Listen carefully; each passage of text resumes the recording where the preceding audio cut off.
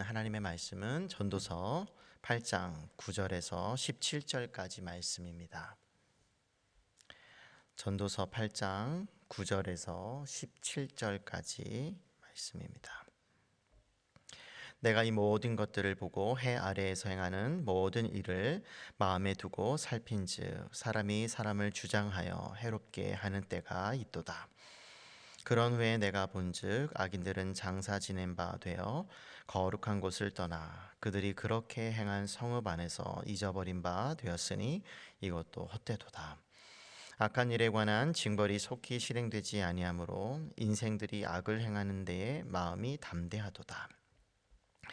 죄는 100번이나 악을 행하고도 장수하거니와 또한 내가 아노니 하나님을 경외하여 그를 경외하는 자들은 잘 될 것이요 악인은 잘 되지 못하며 장수하지 못하고 그날이 그림자와 같으리니 이는 하나님을 경외하지 아니함이니라. 세상에서 행해지는 헛된 일이 있나니 곧 악인들의 행위에 따라 벌을 받는 의인들도 있고 의인들의 행위에 따라 상을 받는 악인들도 있다는 것이라. 내가 이르노니 이것도 헛되도다. 이에 내가 희락을 찬양하노니 이는 사람이 먹고 마시고 즐거워하는 것보다 더 나은 것이 해 아래에는 없음이라. 하나님이 사람을 해 아래에서 살게 하신 날 동안 수고하는 일 중에 그러한 일이 그와 함께 있을 것이니라. 내가 마음을 다하여 지혜를 알고자 하며 세상에서 행해지는 일을 보았는데 밤낮으로 자지 못하는 자도 있도다. 또 내가 하나님의 모든 행사를 살펴보니 해 아래에서 행해지는 일을 사람이 능히 알아낼 수 없도다. 사람이 아무리 애써 알아보려고 할지라도 능히 알지 못하나니 비록 지혜자가 아노라 할지라도 능히 알아내지 못하리로다. 아멘. 전도서를 계속 또 읽다 보면은 해 아래에서라고 하는 말이 계속 반복이 되고 있는 것을 볼 수가 있죠. 분명하게 해 위와 해 아래를 구분하고 있으며 우리가 잘 알고 있는 것처럼 전도서에서 말하는 해 아래에서는 죄가 일하고 있고 또 어떠한 방식으로든 사람 안에서 또 사람들 사이에서 그 사람들로 구성되어진 그 사회 공동체 안에서 그 악이 죄가 어떻게 일을 하고 있는지 그로 인해서 발생하는 여러 또 문제들 또 알 수 없는 일들 부조리들 또 불의들 그와 같은 일들을 하나하나 우리에게 설명해 주는 그런 책이라고 할 수가 있습니다. 그런 점에서 잠언과는 좀 다른 성격의 책이죠. 잠언의 가르침에 따르게 되면 죄는 항상 우리에게 유익만 주는 것처럼 그려지고 있는데 전도서의 말씀을 보면 그 지혜를 가지고 해 아래에서 살아간다고 할지라도 그 한계가 있다고 하는 것을 여러 예들을 통해서 우리에게 가르쳐 주는 것이죠. 오늘 8장에 나오는 그 말씀도 그와 같은 그런 연장선 속에서 우리에게 주어지고 있는데 우선 9절을 통해서 9절과 10절에 보게 되면 인간의 그런 통제력의 한계가 있음을 우리에게 먼저 가르쳐 주는데요. 9절의 말씀을 다시 보면 모든 일을 마음에 두고 살핀즉 해 아래의 상황이죠. 사람이 사람을 주장하여 해롭게 하는 때가 있도다. 그러니까 사람이 어떤 힘을 가지고 사람과 사람 사이에서 이루어지는 일들 속에서 일어나는 그와 같은 악 해로움 그것을 우리에게 보여주고 있는 것이죠. 그래서 이처럼 타인에게 해를 끼치고 권력을 남용하는 그런 모습을 우리는 사회 곳곳에서 뭐 정치계이든지 경제계이든지 우리가 어떤 우리 사람이 살아가고 있는 곳에서 이루어지고 있는 것을 오늘날도 쉽게 알 수가 있습니다. 그것이 해 아래에서 과거에 솔로몬이 발견하였고 또 오늘도 우리가 얼마든지 경험할 수 있는 그런 일들이죠.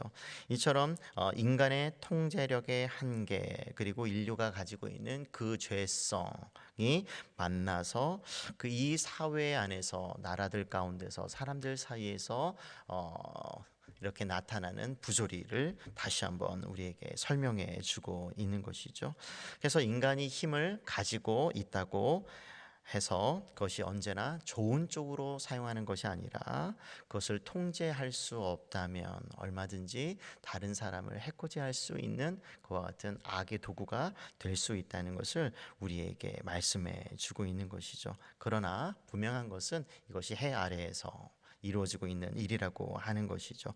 그래서 우리의 삶 속에서도 우리가 가질 힘을 그러면 어떻게 써야 되는가 한 번쯤 생각해 볼 필요가 있는 것이죠. 그러면 우리에게 있는 관계 속에서의 그 힘, 능력, 그 지혜, 또 우리가 가진 것을 어떻게 써야 할까 한 번쯤 다시 한번 생각해 보게 하는 구절이라고 할 수가 있습니다.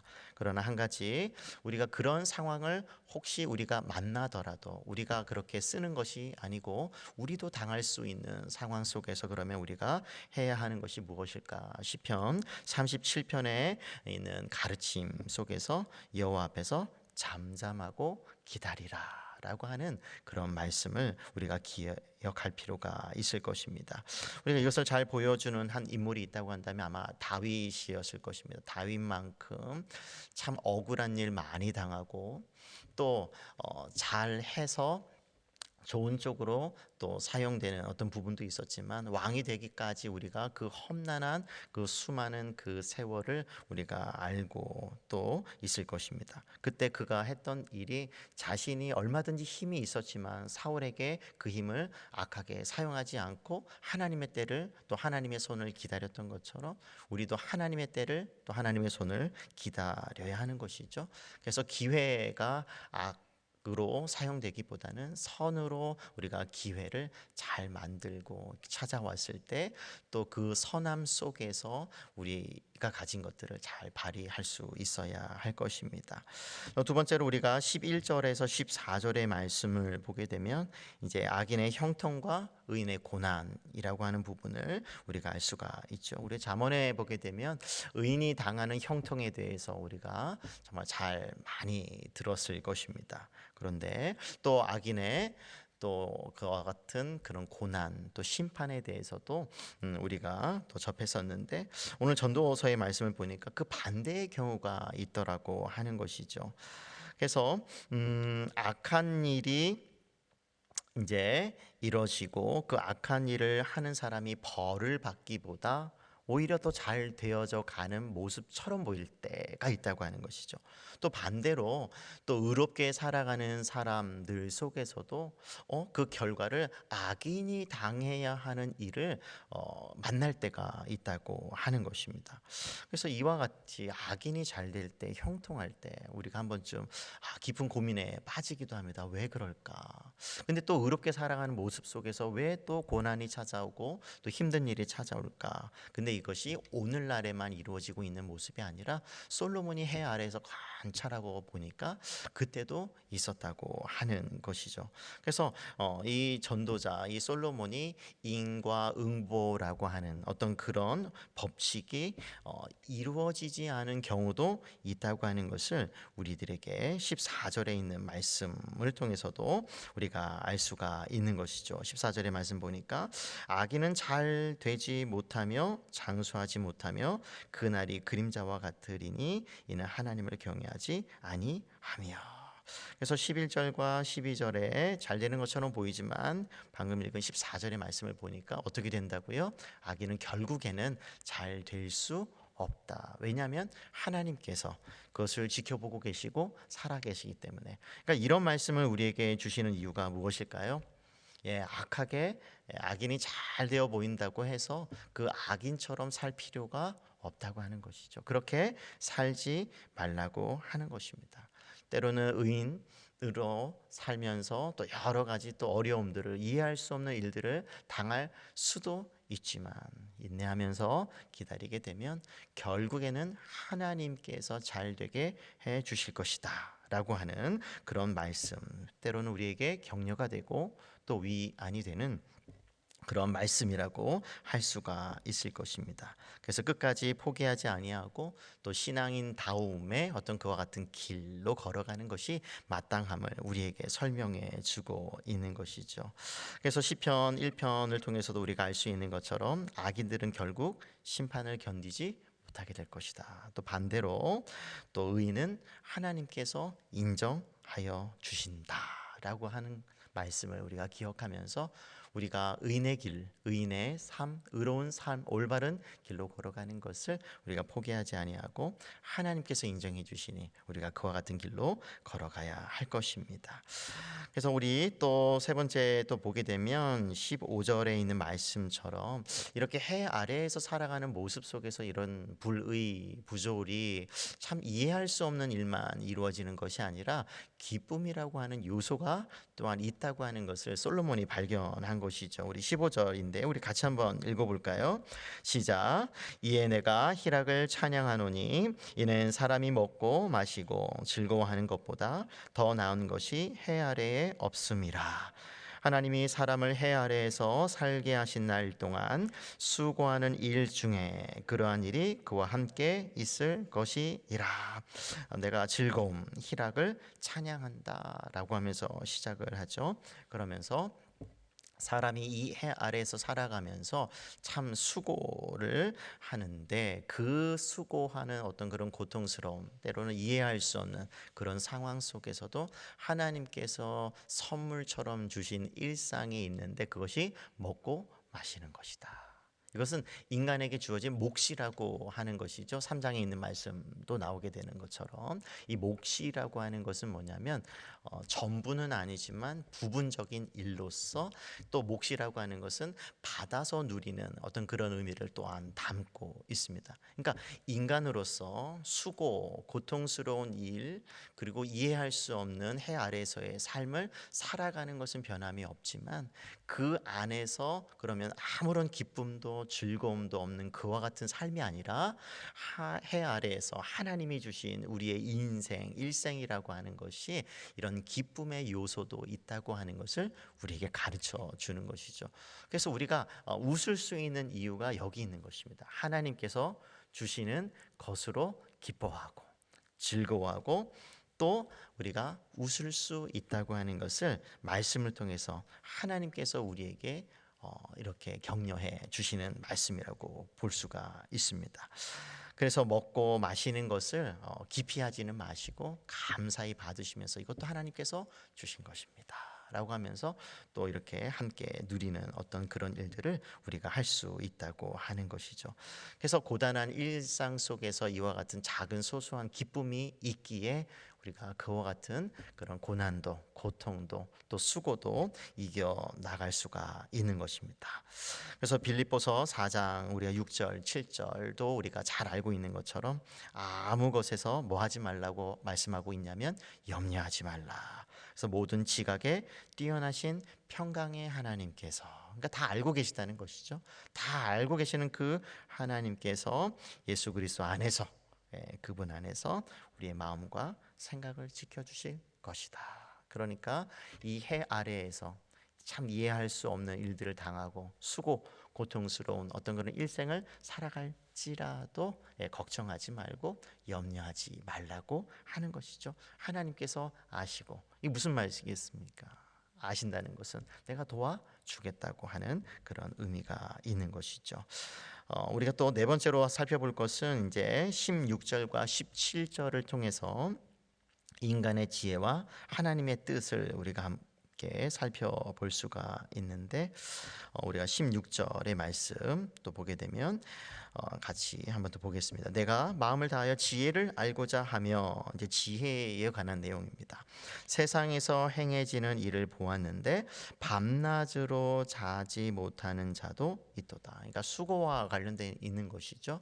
그래서 밤이라고 하는 것은 쉬어야 하고 또 잠을 잘 때인데 그러지 못하는 이들도 있다고 하는 것이죠.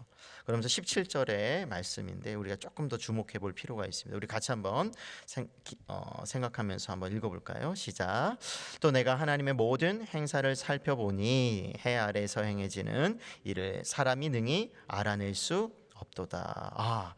그러니까 이 하나님의 이제 행사까지 살펴본 것이에요. 그러니까 해 아래에서 이루어지는 부조리한 일뿐만 아니라 하나님께서 행하시는 일들까지 그 지혜를 가지고 한번 살펴본 거죠. 그런데 해 아래에서 행해지는 일을 사람이 뭐 할 수 없다고요? 능히 다 알아낼 수 없도다. 아무리 사람이 애를 쓰고 알아보려고 하더라도 알 수 있다는 것이에요, 없다는 거예요? 없다는 것이요. 여기에서 우리 신앙생활의 길이 열리는 것입니다. 그러니까 지혜자라고 해서 솔로몬이라고 해서 다 알 수 있는 것은 아니다. 이게 무슨 말이냐면 지혜의 한계이죠. 그러니까 인간이 가진 그 제한, 한계를 가지고 살라는 말씀입니다. 그러니까 하나님께서 왜 저 악인들을 그냥 두시지? 왜 의인이 고난을 당하고 있는데 그냥 두시지? 근데 또 사람마다 다 다양한 그런 경우들 속에서 우리가 아무리 성경을 통해서 우리가 알려고 해도 다 알아낼 수 없는 부분들이 있다고 한다는 것이죠. 그러면 조금 우리의 마음이 조금 편해질 수 있을 것입니다. 그렇지. 내가 이해할 수 없는 한계가 있다라고 하는 이와 같은 겸손한 태도를 가질 것을 이 전도서의 말씀을 우리가 받을 필요가 있는 것이죠. 그리고 또 이어서 보게 되면 비록 지혜자가 아노라 할지라도 능히 알아내지 못하리로다. 이런 같은 지혜의 한계를 우리가 볼 수 있는 것입니다. 그래서 우리가 살면서 또 신앙생활을 하면서 이와 같은 한계의 상황 우리가 받아들인다면 또 그 속에서 하지만 분명한 것은 어떠한 방식으로든 우리가 알 수 없지 하나님께서는 분명히 뭐 하고 계시다는 것이에요? 모든 행사 일하고 계시다는 것이에요. 움직이고 계시다고 하는 것은 변함이 없는 거죠. 근데 어떻게 움직이는지 우리가 알 수 없을 뿐이라고 하는 것이죠. 그래서 이사야서 55장에 있는 말씀을 보게 되면 내 생각은 너희 생각과 다르다. 그래서 내 길은 너희 길과 다르다. 때로는 우리가 생각하는 것과 하나님의 생각이 너무 다르기 때문에 알 수 없는 영역이 있다고 하는 것이죠. 또 로마서 11장 33절에 있는 말씀도 보게 되면 깊도다 하나님의 지혜와 지식에 부유하며, 그러니까 하나님의 그 행하시는 그 깊은 지혜와 지식을 가지고 놀랍게 일하시는 것을 우리가 다 헤아릴 수가 이해할 수 없다고 하는 것이죠.